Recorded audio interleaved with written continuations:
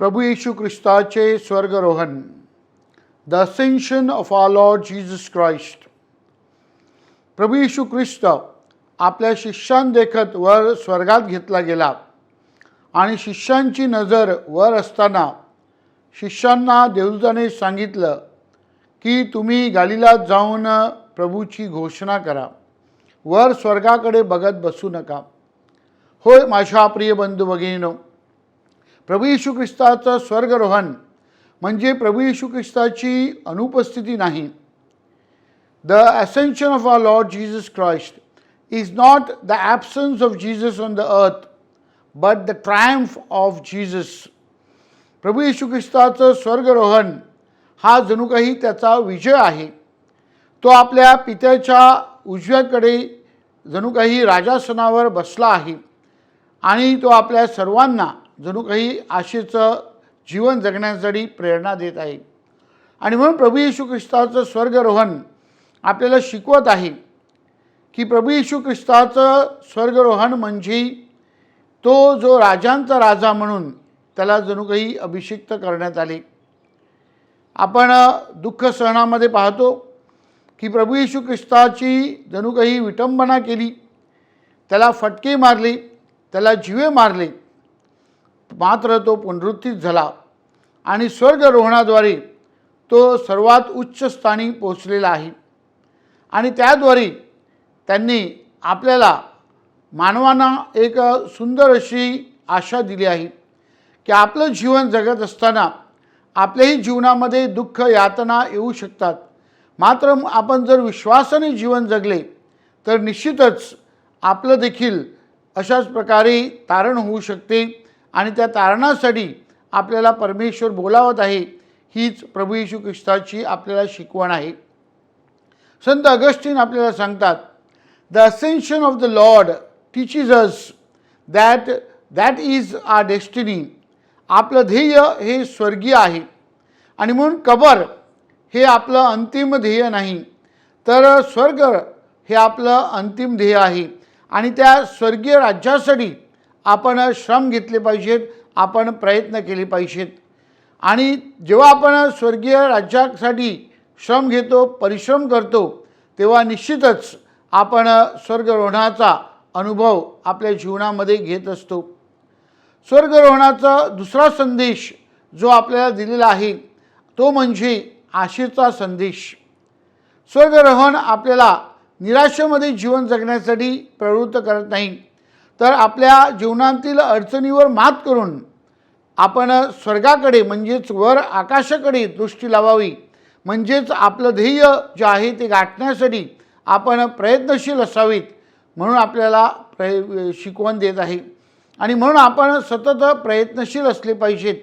आणि प्रभू येशू ख्रिस्त ज्याप्रमाणे दुःखावर मरणावर विजय मिळून पुनरुत्थित होऊन स्वर्गात प्रवेश करतो, तसं आपण देखील सर्वांना स्वर्गात प्रवेश करण्याची संधी जणू काही प्रभू येशू ख्रिस्ताने उपलब्ध करून दिली आहे.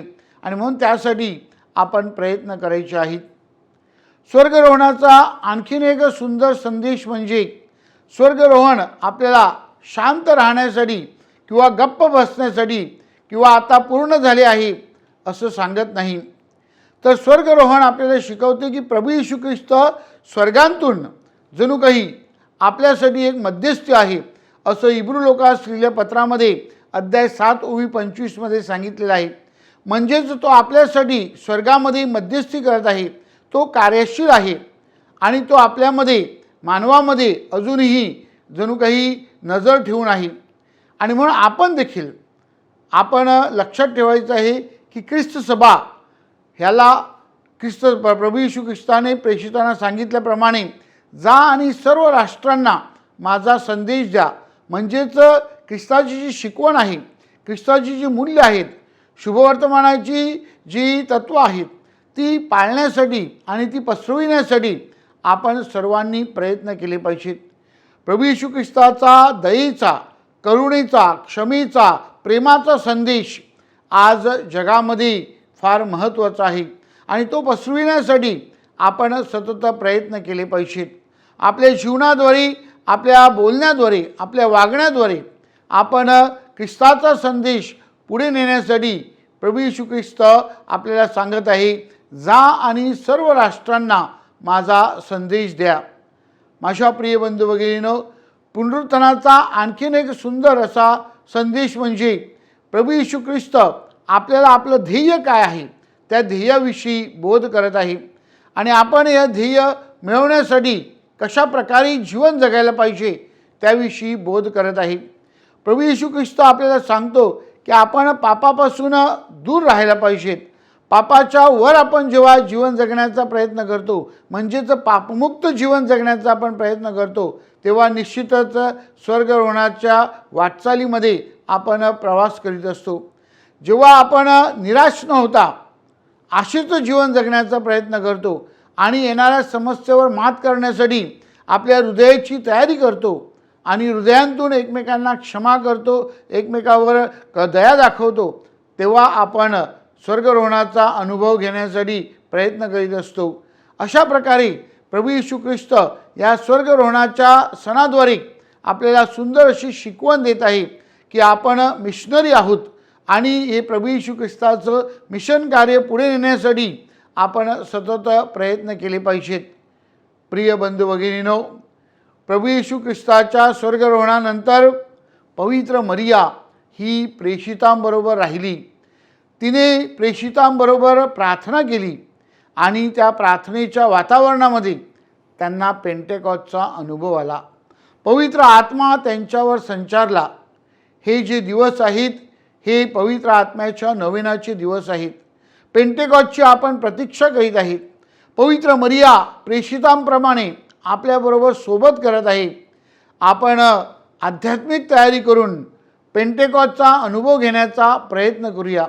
म्हणजेच पेंटेकॉस्टचा अनुभव आल्यानंतर प्रेषितांप्रमाणे ख्रिस्ताची सुवार्ता घोषविण्यासाठी आणि स्वर्गारोहणाचा संदेश पसरविण्यासाठी आपल्याला कृपा आणि शक्ती मिळेल.